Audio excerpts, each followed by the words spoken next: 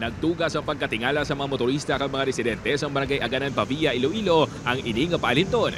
Private property, no trespassing. Ginpahamtang ini sa haligi sa ginapatukod nga Aganan flyover. Ginatudlo rason ang gidaligar wala pagbayad sa DPWH 6 sa 5 ka magululutod nga nagapanag-iya sang 1,142 square meters kaduta nga nasakop sang ginatukod nga proyekto. Suno kay Nanay Aurora Hamotilio, isa sa 5 ka magululutod nga nagapanag-iya sang duta, naglampot sa 1,983,115 pesos sa kabugusan nga wala mabayaran sa ila sang DPWH. It is really an injustice sa Panamo.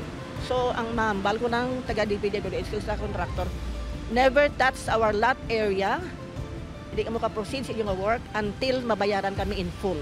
Sa una nila nga pagsinapol sa DPWH ang 2019, suno kay Nanay Aurora, nagpahayag ang taga-DPWH ang kinahanglan i-secure sini ang tanan nga mga papeles antes nga iproseso ang bayad sa ila. Halos 2 ka tuig sini nga proseso ang mga rekisitos. Sang Setyembre sa mga tuig, liwat kuno nga nagpasalig ang DPWH.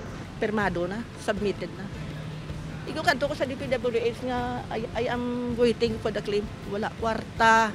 Suno sa barangay pila nakatuig ang nagligat sang ginpatawag nila ang pamilya Hamotilio kag ang taga DPWH agud mahusayan sa balayran. Kay nagpasalig man kuno ang DPWH nga magabayad. Gintagaan sila sa mga requirements kag na-comply man na nila tanan.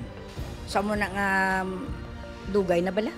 So amo na nga ginaayo naton sa DPWH tani nga ibayran na sila para matapos ng amo ni. Gintingon sa news team mamakuha ang bahin sa DPWH 6 sa pangwala sa may nagatubang sa news team. Nalakip sa duta sa pamilya Hamotilio ang magtimbang outer lane sa kalsada. Plano sang tag-iya nga butangan sang barikada ang kalsada kung hindi pa magbayad ang DPWH 6 tubtob Disyembre 31.